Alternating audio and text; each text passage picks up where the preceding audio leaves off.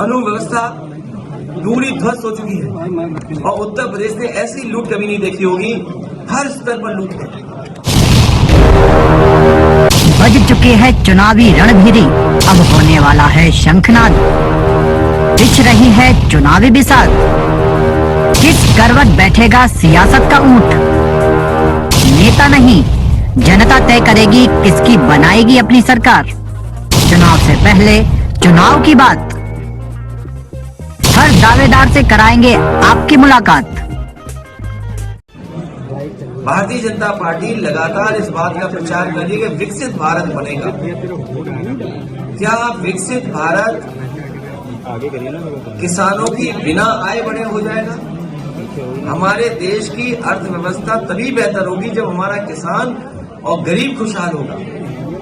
BJP के लोगों ने कहा कि किसान की आय दोगुनी करेंगे, लेकिन आज दिल्ली के 10 साल पूरे हो गए हैं और उत्तर प्रदेश की सरकार के लगभग 7 साल पूरे हो जाएंगे, लेकिन किसान की आय दोगुनी नहीं हुई है। नौजवान बड़े पैमाने पे बेरोजगार हुआ है, उसकी नौकरी छीनी गई। इनकी सरकार में जो भी नौकरी मिल रही है वो अपमान से भरी नौकरी है। समाजवादी पार्टी इस बात को कहती है कि जब भी समाजवादियों को मौका मिलेगा, देश के और प्रदेश के नौजवानों को उनको सम्मान का रोजगार, सम्मान का नौकरी मिलने का काम होगा। जो इन्वेस्टमेंट का सपना दिखाया था वो जमीन पर नहीं दिखाई दे रहा है। 40 लाख करोड़ का सपना दिखाया, एमओयू साइन हुए, अब तो दूसरे प्रदेश के लोग भी एमओयू कराने लगे हैं। हाल ही में तमिलनाडु में देश के प्रधानमंत्री गए, देश के बड़े उद्योग मंत्री गए, वहां भी एमओयू हो गए।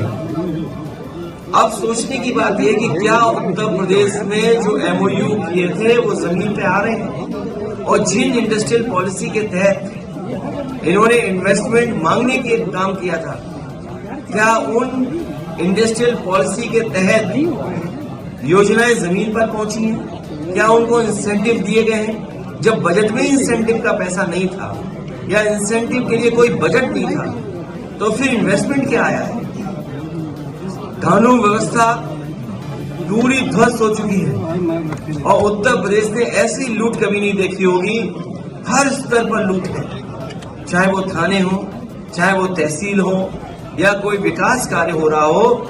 इतनी लूट उत्तर प्रदेश ने कभी नहीं देखी जो भारतीय जनता पार्टी की सरकार में हो रही है।